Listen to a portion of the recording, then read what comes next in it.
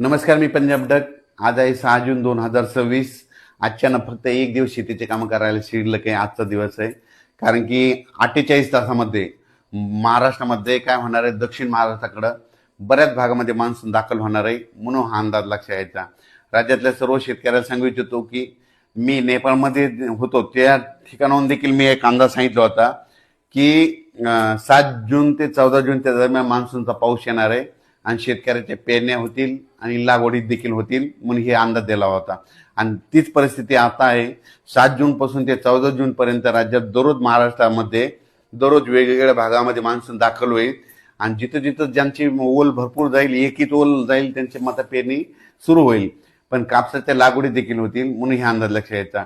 म्हणजे 7 जून पासून काय होणार आहे, सातारा, सांगली, सोलापूर, कोल्हापूर, पुणे, अहिल्यानगर, लातूर जिल्हा, बीड जिल्हा, धाराशिव जिल्हा, जालना जिल्हा, परभणी जिल्हा ह्यामध्ये काय होईल, 48 तासामध्ये तिथं मध्ये मान्सून दाखल होईल. म्हणजे 7 जूनच्या दरम्यान तिथून ते मान्सून काय होईल, थोडं पुन्हा आणखीन पुढं सरकत.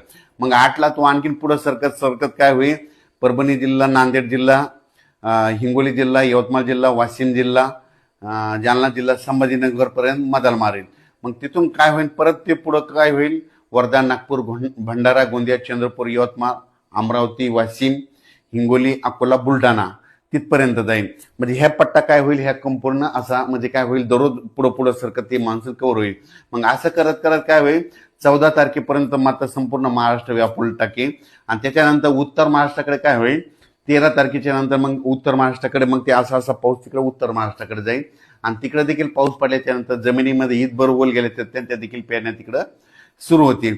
आणि त्याच्यानंतर शेतकऱ्याला सांगू इच्छितो की 16च्या नंतर 15 जूनच्या नंतर काय होणार आहे की पुन्हा नंतर सरीव सरी चालू राहतील. मोठा खूप पाऊस पडणार नाही, सरीव सरी येत राहतील. म्हणजे अशा पाऊस जसं मान्सून आल्याच्या नंतर जशा सरी येतात 10 मिनिटाच्या, 20 मिनिटाच्या, 22 मिनिटाच्या अशा सरी येत राहतील. आणि ते देखील 15 ते 20च्या दरम्यान ते पाऊस येईल. पण 20 जून ते 30 जूनच्या दरम्यान परत राज्यामध्ये ज्यांची पेरणी शिल्लक राहिली, कोणी त्या पेरणीमधून वंचित राहिली, मग 20 जून ते 30 जून मध्ये एक पाऊस येईल.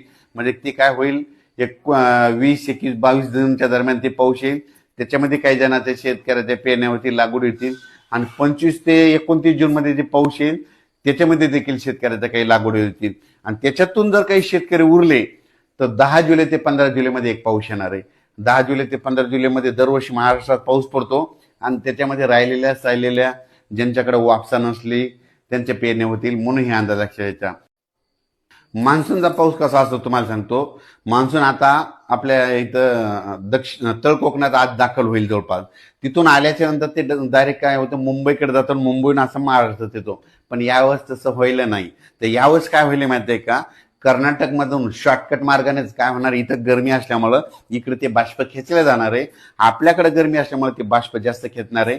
विदर्भाकडे गरमी जास्त असल्यामुळे ते पाऊस असा तिरकस येणार आहे.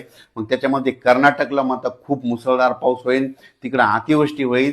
तेलंगणात देखील तशीच परिस्थिती राहतील, त्यांनी देखील अंदाज लक्षात घ्यायचा. पण कर्नाटक आणि तेलंगणाच्या बाजूला जे महाराष्ट्रातले जिल्हे आहेत, मग त्याच्यामध्ये सांगली जिल्हा, कोल्हापूर जिल्हा, सातारा जिल्हा, धाराशिव जिल्हा, सोलापूर जिल्हा, बीड जिल्हा, लातूर जिल्हा, नांदेड जिल्हा, यवतमाळ जिल्हा, चंद्रपूर, वर्धा, नागपूर ह्या पट्ट्यामध्ये मात्र जास्त मान्सूनचा सुरुवातीला जास्त पाऊस पडणार आहे, म्हणून हे अंदाज लक्षात यायचा. दरवर्षी बीड जिल्ह्याला कमी पाऊस पडतो, पण ह्या वर्षी मात्र बीड जिल्ह्याची पेरणी चांगली लवकर होणार आहे. बीडचे कडाष्टी जे भाग आहे, म्हणजे कडाष्टी, दोन ते परिसर, कर्जत ते असा पट्टा अहिल्यानगरकडे जाणारा, तिथं दरवर्षी दुष्काळ राहतो. पण यावर्षी काय होणार आहे, तिथं पाऊस म्हणजे शॉर्टकट मार्गाने पाऊस येत असल्यामुळे तिथं देखील त्यांना पाऊस पडणार आहे. अहिल्यानगरला दरवर्षी पाऊस कमी पडतो, पण यावर्षी या 7 जून ते 14 मध्येच अहिल्यानगरचे चांगले वडे नाले खळखळून वाहणार आहेत. म्हणून त्यांच्यासाठी आनंदाची बातमी. परभणी जिल्हा, बीड जिल्हा, लातूर जिल्हा, नांदेड जिल्हा ह्या पट्ट्यात देखील काय होणार आहे, चांगला पाऊस पडणार आहे. म्हणून ह्या परभणी, बीड त्यांच्यासाठी आनंदाची बातमी. 7 ते 14 मध्ये पाऊस पडणार आहे. पहिल्या दिवशी एक 7 तारखेला सगळीकडे जाणार नाही, दररोज वेगवेगळ्या भागात मान्सून असा दाखल होतो, एकदा सगळीकडे होत नसतो. जसे जसं मान्सूनला जशी गती भेटेल ती वाऱ्याच्या नुसार त्याची गती ठरलेली असते, म्हणून हे लक्षात येतं. त्याच्यानंतर विदर्भामध्ये वर्धा जिल्हा झालं, भंडारा जिल्हा झालं, गोंदिया जिल्हा झालं, चंद्रपूर, यवतमाळ, वाशिम, हिंगोली, अकोला, अमरावती, बुलढाणा ह्या परिसरात देखील काय होणार आहे, चांगला 7 ते 14 मध्ये पाऊस पडणार आहे. 7 तारखेला काही भागात दाखल होईल, त्याच्यानंतर 8ला पुढे सरकन 9 असा 10, 11, 12, 13 करत सगळीकडे ते पुन्हा विदर्भातले 11 जिल्हे व्यापून टाकेल आणि विदर्भामध्ये शेतकऱ्याची ईद बरोबर गेली तर त्यांची देखील पेरणी सुरू होईल म्हणून हे देखील सांगू इच्छितो. त्याच्यानंतर जळगाव जिल्हा, धुळे जिल्हा तिकडे काय होईल, थोडा उशिरा पाऊस जाईल, पण जळगाव जिल्हा, धुळे जिल्ह्यामध्ये तिकडे देखील पाऊस पडणार आहे.